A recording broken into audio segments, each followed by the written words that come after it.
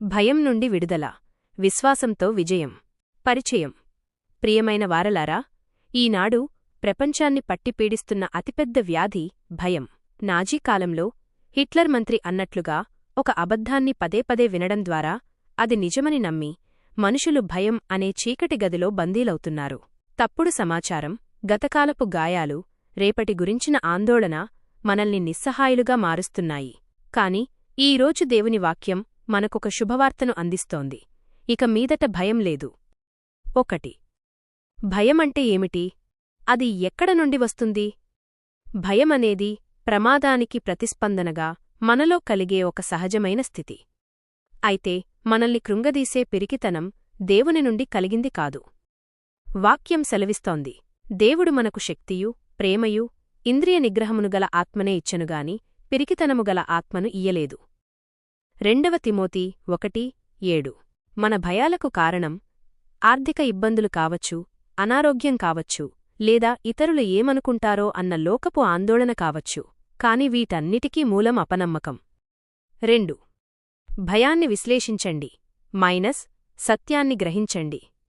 మనం దేనికి భయపడుతున్నామో స్పష్టంగా గుర్తించాలి. ఆ భయం వాస్తవమైనదా లేక కేవలం ఊహమాత్రమేనా అని ప్రశ్నించుకోవాలి. కీర్తనకారుడు ప్రార్థించినట్లుగా, దేవా, నన్ను పరిశోధించి నా హృదయమును తెలిసికొనుము. కీర్తనల గ్రంథము 139:23 అని మనం దేవుని సహాయం కోరాలి. చాలామంది గతంలో జరిగిన చేదు అనుభవాలను ప్రస్తుతానికి అన్వయించుకుని భయపడుతుంటారు. అది అప్పుడు జరిగింది. ఇది ఇప్పుడు. ప్రస్తుతం దేవుడు నాతో ఉన్నాడు అని పదే మనస్సుకు చెప్పుకోవాలి. సత్యం మిమ్మల్ని స్వతంత్రులను చేస్తుంది. ఆ సత్యం మరెవరో కాదు, యేసుక్రీస్తే. 3. భయం వర్సెస్ వాస్తవం, దేవుని వాగ్దానం. మన మనస్సు భయంతో నిండినప్పుడు దేవుని వాక్యాన్ని ఆయుధంగా వాడాలి.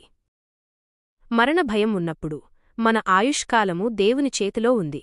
ఆయన నియమించిన సమయం కంటే ముందు ఏదీ మనల్ని తాకదు. యోబు 14:5. లోకం ఏమనుకుంటుందో అన్న భయం ఉన్నప్పుడు మనం మనుష్యులను కాదు, దేవునిని సంతోషపెట్టేవారిగా ఉండాలి. ఒంటరితనం లేదా ఆపదలో ఉన్నప్పుడు నీ ముందర నడుచువాడు యెహోవా, ఆయన నీకు తోడయుండును. ద్వితీయోపదేశకాండము 31:8. 4. భయాన్ని విశ్వాసంతో జయించే మార్గం.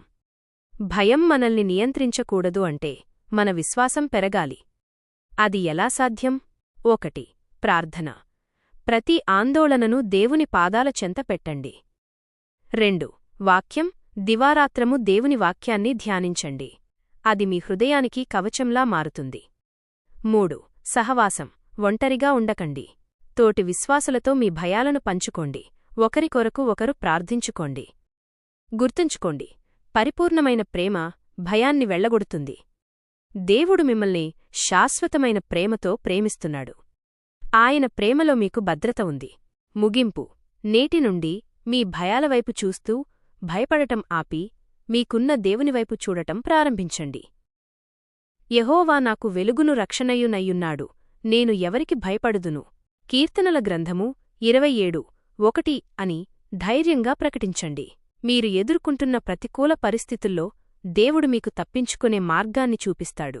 ఆయన మిమ్మల్ని ఎన్నడూ చెయ్యి విడువడు. ప్రార్థన. పరిశుద్ధుడైన తండ్రి, భయంతో కృంగిపోతున్న ప్రతి బిడ్డను తాకండి. మీ శక్తిగల ఆత్మతో వారిని నింపి పిరికితనాన్ని పారద్రోలండి. మీ వాక్యము ద్వారా వారికి నిశ్చలమైన సమాధానాన్ని అనుగ్రహించమని యేసునామంలో ప్రార్థిస్తున్నాము. ఆమేన్.